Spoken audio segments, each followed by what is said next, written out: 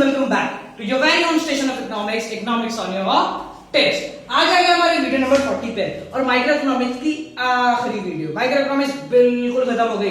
Micro economics में 11 chapter है, central problem से लेके मार्केट इक्विलिब्रियम तक। सेंट्रल प्रॉब्लम से लेके मार्केट इक्विलिब्रियम तक हमने सब पढ़ लिया, सारे 11 चैप्टर। जी 11 चैप्टर से उसके बाद मैं किंग बन गया, मुझे पूरी माइक्रो इकोनॉमिक्स आ गई। समझ में आया? तो गाइस इस वीडियो को बनाने का एक रीजन है कि तुम्हें इंपॉर्टेंट क्वेश्चंस बताने हैं। सो गाइस अपनी पेन और पेपर लेके बैठ जाओ फटाफट, मैं 2 मिनट का वेट करता हूं। फटाफट स्टार्ट करेंगे, वीडियो को स्टॉप करो और पेन और पेपर लेके बैठ जाओ। मैं इंपॉर्टेंट क्वेश्चन बताने वाला हूं, सो गेट रेडी। ले लिया पेन और पेपर? क्वेश्चन बताने वाला हूं? नहीं, मैं एक भी क्वेश्चन नहीं बताने वाला। क्यों? क्या होगा क्वेश्चन बताने? वो 10 क्वेश्चन पढ़ लोगे और पूरी माइक्रो इकोनॉमिक्स हो जाएगी। गलती से भी मत सोचना कि ऐसा है। अगर सिर्फ 10 या 12 क्वेश्चन ही काम के होते तो तुम्हारी पूरी बुक क्यों बनती? कभी सोचा है कि अगर वो पूरी बुक है तो उस पूरी बुक में कुछ ना कुछ तो बात होगी?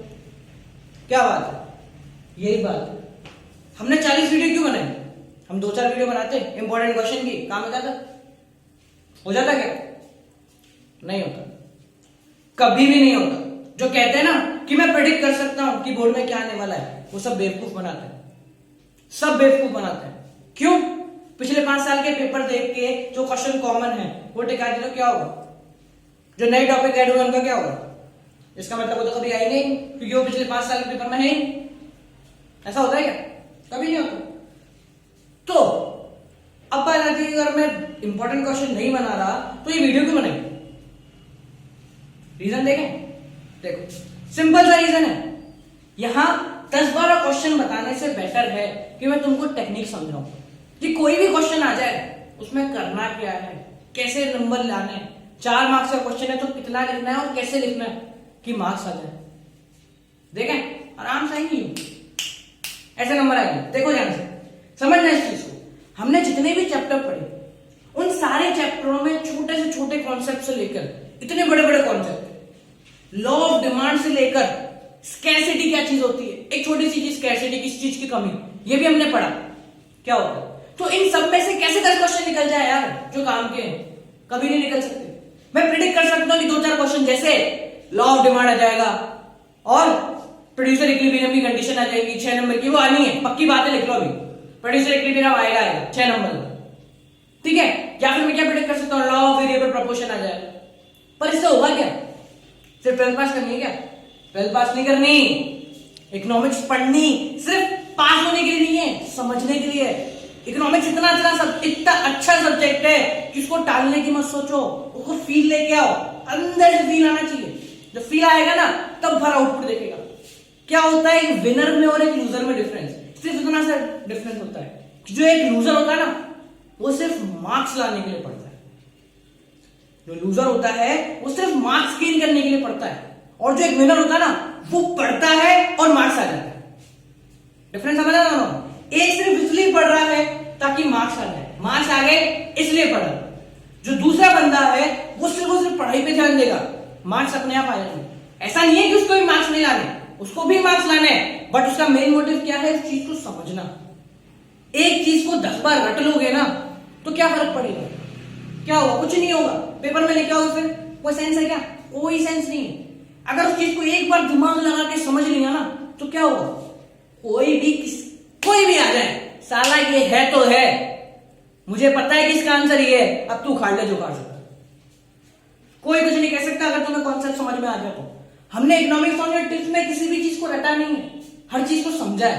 तो अब क्यों 10 क्वेश्चन दूं कि तुम उस चीज को रट लो? नहीं। अब देखो ध्यान से, आंसर लिखना कैसे होता है? आंसर लिखने की बहुत सिंपल सी टेक्निक होती है। हम क्या करते हैं, हम इसलिए लिखते हैं, हमें पता है कि आंसर में क्या आने वाला है, हमने 2 लाइन में वो चीज लिखा दी। उसके बाद क्या लिखेंगे? उसके बाद ज्ञान देंगे। इंडियंस की बहुत अच्छी आदत है क्या? ज्ञान देना। यानी कि हमने, मेरी भी आदत बता रहा हूं, मैं भी यही करता था कि 2 लाइन में आंसर लिखा, उसके बाद ज्ञान देता गया, ये लंबा चौड़ा। सबसे बड़ी गलती, और टीचर उसमें नंबर काटता है। देना वही है, करना वही है, हमें पता है क्या करना है, पर कैसे करना है समझो। एक क्वेश्चन लेके समझाता हूं बहुत अच्छे से, देखना। मान लो हमारा एक क्वेश्चन आता है कि the market is in equilibrium. Market is in equilibrium का मतलब ये डिमांड है ये सप्लाई है, ये इक्विलिब्रियम पॉइंट है, ये क्वांटिटी है, ये प्राइस है। ठीक है, अब देखो ध्यान से, मुझे बोला था मार्केट इज इन इक्विलिब्रियम, मैंने डायग्राम बना लिया। फिर explain the condition of increase in demand, अगर डिमांड बढ़ जाती है तो क्या क्या चेन इफेक्ट आएंगे ये बताना है मुझे। अब बताओ 6 नंबर का क्वेश्चन है, क्या करोगे? तुम्हें पता है क्या क्या इफेक्ट आएंगे, हमने पढ़ लिया कि डिमांड को आगे बढ़ा लो, देख लो क्या क्या इफेक्ट है, उसको लिख दो। कितना लिखोगे? 6 नंबर का क्वेश्चन है, 1-2 मार्क्स का नहीं है, 2 मार्क्स का डायग्राम बनाया और 2 लाइन में आंसर लिख दिया। अब इस 2 मार्क्स के आंसर को कैसे 6 मार्क्स का बनाऊं कि सामने वाला नंबर भी नहीं काटे और मेरा काम भी हो जाए? इसका एक रीजन है, थिंक स्मार्ट। गधे वाली मेहनत मत करो, दिमाग वाली करो, लिखो भी कम। जो तुम्हें पैराग्राफ में लिख रहे हो ना, लिखना वही है, थोड़ा सा कम करके लिखना है और थोड़ा सा अच्छी तरीके से लिखना है। ठीक है, समझो इस चीज को। एक पर्सन है जो 2 बंदों की कॉपी चेक कर रहा है, एक की कॉपी में सब सिस्टमैटिक वे में काम चल रहा है और दूसरे की कॉपी में सब ऐसी फटाफट पेज भरना है, पेज भरना है, पेज भरना है। वो किसको मार्क्स देगा? वो इसको मार्क्स देगा जो सिस्टमैटिक काम कर रहा है। अब सिस्टमैटिक काम करते कैसे, वो ध्यान से देखना। पहले ये देखो, 6 मार्क्स का क्वेश्चन है, पूरा कम से कम 1 पेज तो भरना ही है। कैसे भरेंगे? देखो ध्यान से। हमें बोला कि the market is in equilibrium, explain the condition of increase in demand. Market equilibrium में है, यहाँ पे अगर डिमांड बढ़ गई, यहाँ आ गई, तो क्या क्या इफेक्ट आएंगे? तो देखो ध्यान से, पहले आधे पेज में हमें सिर्फ इसके ऊपर ध्यान देना है। और कैसे ध्यान देना है? पैराग्राफ में नहीं, पॉइंट्स में। कैसे ध्यान देना है? पॉइंट्स में। देखो कैसे, तो पहले लिखेंगे यहां से the market is in equilibrium, ठीक है। और उसके बाद the above diagram states that, क्या है डायग्राम में, पहले वो समझो। कैसे? पॉइंट्स देके। कैसे? पॉइंट्स देके। तुम किसी चीज को अगर पूरी की पूरी पैराग्राफ में लिखोगे ना तो 2 लाइन भरेगी, उसके 3 पॉइंट बना दिए ना तो 3 लाइन भरेगी। समझ में आया? देखो कैसे, इसी चीज को एक्सप्लेन करना। देखो, the demand curve slopes downward, the demand curve slopes downward. कहां से कहां तक क्या लिख दिया? डीडी। कोई दिमाग लगा क्या? कोई दिमाग नहीं लगा। अब इसको अगर तुम पैराग्राफ में लिखोगे ना तो बहुत दिमाग पच्ची होगी कि ये करूं, वो करूं, कहां अंडरलाइन करूं, किसको ब्लैक पेन से लिखूं, किसको ब्लू पेन से लिखूं, पर इसमें कोई दिमाग नहीं लगा।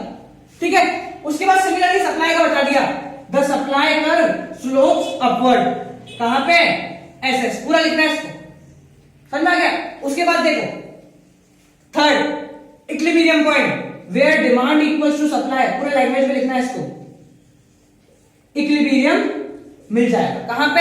Eight point E. चौथा point, equilibrium quantity OQ and equilibrium price OP. भर की चाल में अब तक आंसर लिखा क्या मैंने? अब तक मैं आंसर पे ही नहीं आया, अब तक मैं आंसर पे आया ही नहीं और मेरा आधा से ज्यादा पेज भर गया। स्मार्टनेस यूज करी? बिल्कुल करी। इसको पैराग्राफ में लिखोगे ना तुम पक जाओगे कि एक ही चीज कितनी बार लिखूं। मैंने सिर्फ स्मार्टनेस यूज करी, इस डायग्राम को बताया। 6 लाइन हो गई। इसके बाद देखो, इसके बाद क्या करेंगे? अब डायग्राम पे आओ, अब अपने क्वेश्चन पे आओ। क्वेश्चन में क्या है? Increase in demand. ये डिमांड में मैं कह रहा हूं एक ही डायग्राम में बनाना है, ध्यान रखना, एक ही डायग्राम में, अलग अलग डायग्राम नहीं बनाना, एक ही। ये डिमांड कब बढ़ी, इसको डॉटेड से बना दो। क्या क्या इफेक्ट आए? ये और ये Q1 P1 और इक्विलिब्रियम पॉइंट E1। अब यह लिखना है, now if the demand increases, अगर डिमांड बढ़ती है, पूरी लैंग्वेज में लिखनी है, if the demand increases then the chain effects are as follows. पहला क्या होगा? क्या आ रहा है? देखो, डिमांड कर्व क्या हो गया? राइट में शिफ्ट हो गया। कहां से? डी से शिफ्ट हो गया, डी डैश शिफ्ट हो गया। पहला पॉइंट हो गया। उसके बाद देखो दूसरा क्या? Supply remains same. सप्लाई का क्या है? सेम है, वही एसएस। 2 पॉइंट हो गए। अब बताना है डायग्राम में क्या हुआ। 3 पॉइंट हो गया, और 1 2 3। पहला पॉइंट इक्विलिब्रियम शिफ्ट होके ई डैश, या पहले प्राइस को ले लो, प्राइस इंक्रीज होके ओपी से कहां चला गया, ओपी डैश पे इंक्रीज हो गया, क्वांटिटी ओक्यू से ओक्यू डैश इंक्रीज हो गई, और लास्ट इक्विलिब्रियम ई से कहां पहुंच गया, ई डैश। 10 लाइनें लिख दी मैंने। कितनी लाइन हो गई, 10 लाइन। समझ रहे हो 10 लाइन का मतलब? और उसके बाद ऊपर ये कि now if the demand increases then this, ठीक है, ये ऊपर की लाइन और एक ऊपर की लाइन, यानी 12 से 15 लाइन मैंने लिख दी और कोई दिमाग ही नहीं लगा, सिर्फ स्मार्टनेस यूज करी, 15 लाइनें खत्म। और आगे पेज पे तो डायग्राम ही आ जाएगा, हो गया, एक पेज से ज्यादा का आंसर मिल गया, पूरे 6 नंबर। सिर्फ इसमें नहीं कह रहा, हर क्वेश्चन में कह रहा हूं, ठीक है? समझ में आया ये कॉन्सेप्ट क्या कह रहा है? ये कॉन्सेप्ट कह रहा है कि दिमाग लगाओ, चीजों को रटना मत सीखो, चीजों को समझना सीखो। इकोनॉमिक्स एक ऐसा सब्जेक्ट है जिसमें समझ में आ गया ना तो किसी का बाप कुछ नहीं कर सकता, और नहीं समझ में आया ना तो सोचते रह जाओगे ये हुआ तो हुआ क्यों। समझ में आ रही चीज? ध्यान से समझो इसको, कुछ डिफरेंस नहीं है, सिर्फ दिमाग का मतलब। कॉन्फिडेंस कैसे आता है? यहां से आता है। अगर तुम्हें पता है कि तुम सही हो तो कोई कुछ नहीं कर सकता।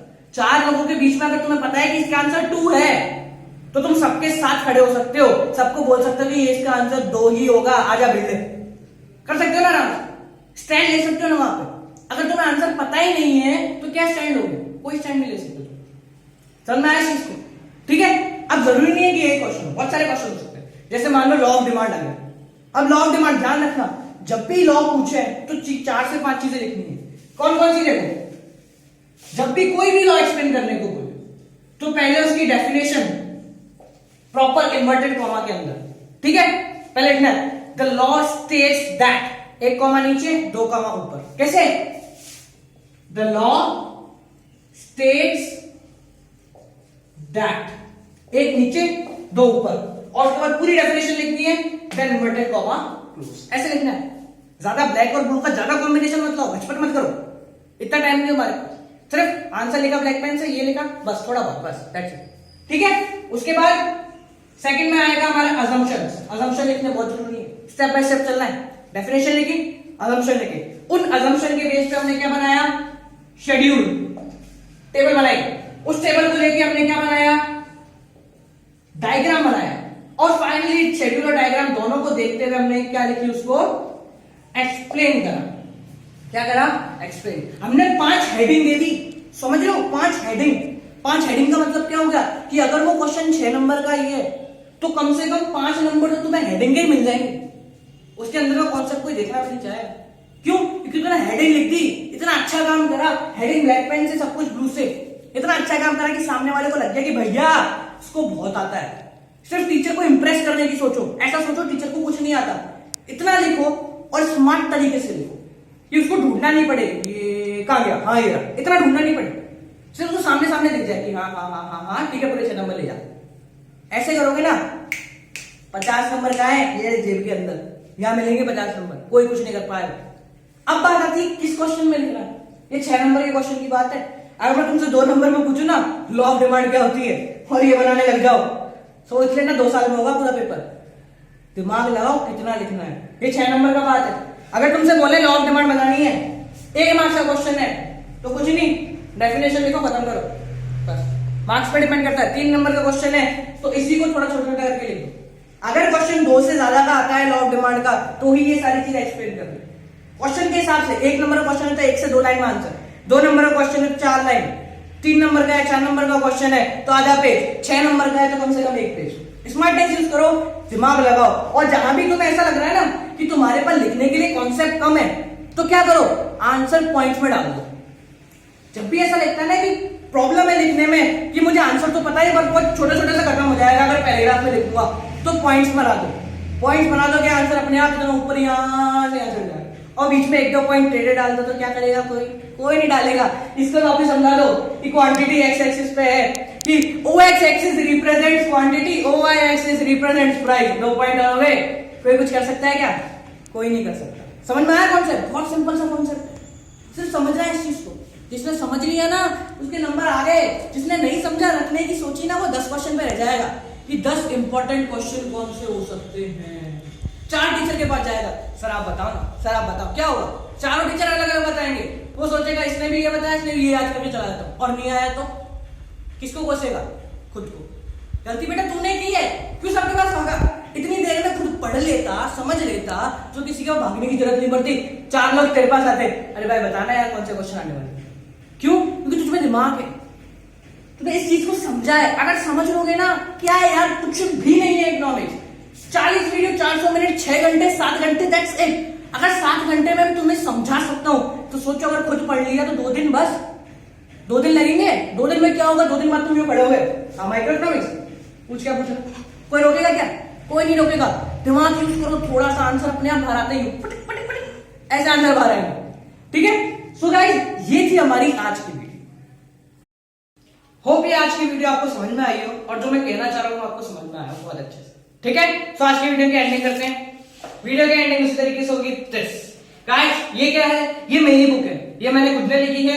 सो whoever is interested in purchasing this book, जिसको भी ये बुक खरीदनी हो और जो ये वीडियो देख के थोड़ा बहुत इंप्रेस हो गया हो, वो इस बुक को खरीद सकता है। इस बुक को खरीदने के लिए मेरा कॉन्टेक्ट नंबर है 7690041256। वापस रिपीट कर रहा हूं, 7690041256। तो गाइस अगर बुक पसंद आई तो रिव्यू जरूर देना, और पहले उसके लिए बुक जरूर खरीदना। ठीक है गाइस, तो कीप ऑन वॉचिंग इकोनॉमिक्स और टिप्स। माइक्रो इकोनॉमिक्स हो गई, अब हमारी 41 वीडियो होगी मैक्रो इकोनॉमिक्स की फर्स्ट वीडियो। जितनी आसानी से माइक्रो खत्म की है ना, उतनी ही आसानी से मैक्रो खत्म करेंगे, पर उससे पहले माइक्रो पढ़ो। So guys keep on watching economics और टिप्स। लाइक करो, शेयर करो, कमेंट करो और देखते रहो इकोनॉमिक्स और टिप्स।